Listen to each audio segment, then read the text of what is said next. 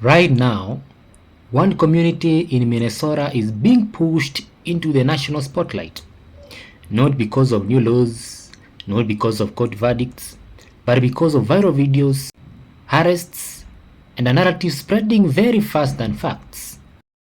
Let's check this out.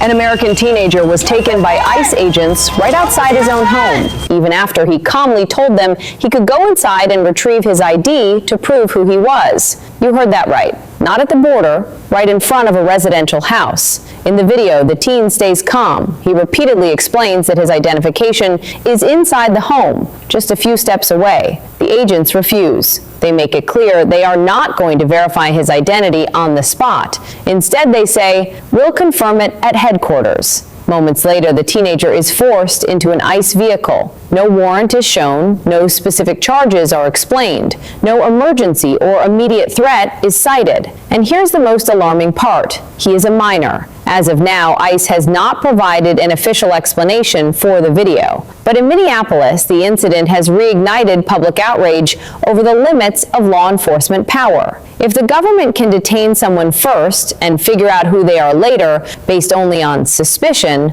then this is no longer just about immigration enforcement. According to legal observers in Minneapolis, things are getting worse. Immigration officers are now stopping in the middle of the road, walking back to cars behind them and dragging people out of the cars because that car made 2 right turns behind them. Even though that car wasn't actually following them, they were just heading home. They're ripping U.S. citizens and legal residents out of vehicles because they're impeding law enforcement or obstructing federal officials, all because they're driving down the road with them. They kidnapped me. They took me. They arrested and detained me for 2 days, and I was put in county jail. ICE came. They came out of their cars. They asked me to see my ID. And while they were asking me to see the ID, that man, he called me the N-word. They pushed me hard. They used a lot of violence. My body still hurts. I got a concussion. It's really hard for me to speak because of that concussion. And I was screaming. I was crying. I was so scared. I've never been arrested in my life. I don't have a criminal record. I have a clean record. Literal cuffs were put on my legs, cuffs on my hands, and I was actually detained with a Native American woman. And God bless her heart, she went through a lot too. She was also detained by ICE, and she was also a U.S. citizen, and like me, and she had gashes on her face. They shattered her windows. She had blood on her jeans, her corduroy jeans, and she was crying because she was so scared because she was with her dog, she was so scared that her dog got hurt. She was so scared for her life. We were both crying together. We were holding each other tight, and I'll never forget the fear that we both felt in our hearts that day. So you guys are doing a crazy job going everywhere. You literally appreciate that. Thank you. That's crazy. Yes.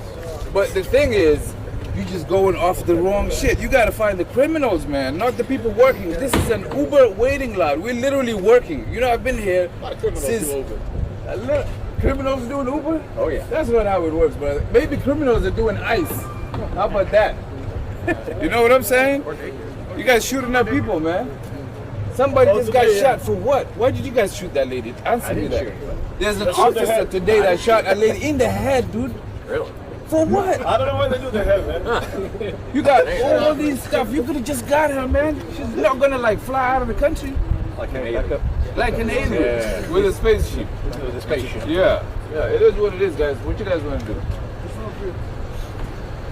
I'm literally the head of all of these guys is literally here, man. What do we got to do with Uber rides? And because there's a bunch of hard-working Somalians here. You guys just coming to terrorize them, man. Why are you guys acting like terrorists? Terrorists? I think your idea of terrorism. Every person here is working. Uber, if you don't have an app, if Uber didn't verify you, if your app is not active, you cannot be here working. Just coming here pissing in our little porta potties, man, just taking over everything. But this is not normal. Why do you go to people's workplaces to harass them? Okay. All right, have a good day, sir. Go to just fear God. Don't fear this uniform. Zone 4, okay? See you guys. So here is what is really happening and why it matters far beyond Minnesota. So over the first few weeks, videos and headlines tied to Somali Americans in Minnesota have exploded online. Arrests, protests, federal agents, influencers weighing in, and suddenly an entire community is being judged through a handful of clips. So y'all really thought I was talking shit yesterday. Y'all really thought I was playing. Baby, not even 24 hours ago, a Somalian woman was picked up in Minneapolis, Minnesota while she was running errands and was arrested. She is a fucking U.S. citizen. The Somalian U.S. citizen was held in Elk River for 24 fucking hours. And this is according to her cousin. She was just running errands by Nicolette Mall when ICE agents surround her, jumped her, and zip-tied her ass. On top of that, they mocked her hijab. They made fun of her. They harassed her. They questioned her like, what could you be hiding under her hijab? And this is the wrong outfit for you to try to run away from us in. And according to their cousin, she was touched inappropriately while she was in their fucking custody. The only reason this woman was released because her husband is a paralegal and he showed up with her damn passport. This is what I was talking about in my past video. They don't give a fuck if you're a U.S. citizen. They will still kidnap you because that's what the fuck happened. They will hold you and they will harass you and they will terrorize you to the point where you no longer feel safe in a state, in a city that you belong in, and you'll want to leave the fucking country. I was not saying that to be sarcastic. I was saying that shit to be fucking realistic. Trust me, black folks have been dealing with that shit for years, generations. I hope she gets legal representation. I hope she sues the fuck out of ICE. But at the same time, for the Somalis in fucking Minnesota, Minneapolis, Minnesota, please watch your damn backs. Don't leave your house unless you really have to. And if you have to, leave in a group. Because they not playing. They already out. ICE was not in Minnesota to arrest innocent illegal immigrants. They were there to arrest these people. We have an individual from Laos, illegal alien convicted of violent sexual assault of minors. A Salvadoran convicted of 3 counts of homicide. Another Laos convicted of sexual assault of a girl under 13 years old and procuring a minor for prostitution. You have a Mexican illegal convicted of homicide, a Sudanese illegal convicted of homicide, another Mexican national convicted of sexual assault of a child. You've got a Somalian citizen, illegal immigrant convicted of homicide, and the list goes on and on. This is just a sampling of those. And by the way, Laken Riley would have turned 24 yesterday, but her life was taken by an illegal immigrant allowed into this country from Venezuela. That is who they were impeding ICE officers from arresting. That is why what happened in Minnesota happened in Minnesota. They were not there coincidentally. They were not there because they're racist. They're not there because they were fascist. They are there because those type of individuals are in Minnesota. The individuals that, as time has proven, anyone that voted blue would rather protect than send back to their countries. That's who they're defending. That is why they are blockading ICE from doing their federal duty. Stop stealing our neighbors! Stop kidnapping! What's happening right now in Minnesota with all the immigration officers that are coming is just so unfair to separate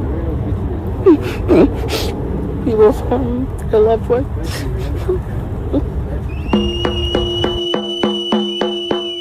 He is a very sweet guy who just works and doesn't do anything, but he doesn't have any arrest warrants, anything in his record for them to do this. I'm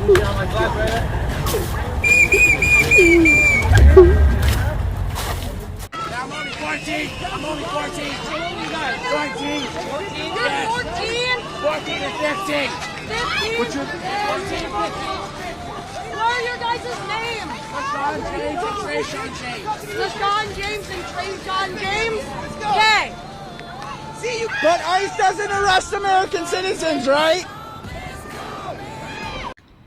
But the story most people are sharing is missing some context.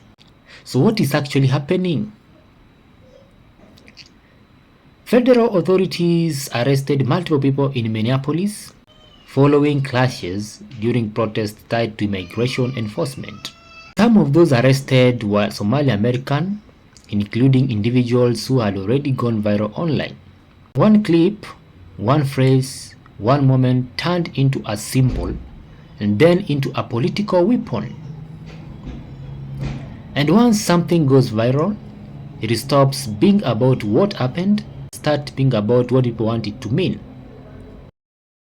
Let's take a look example in the following video. We're here to arrest a child sex offender. And you guys are out here honking. That vehicle right there, honking and impeding our investigation. That's who you guys are protecting. Insane.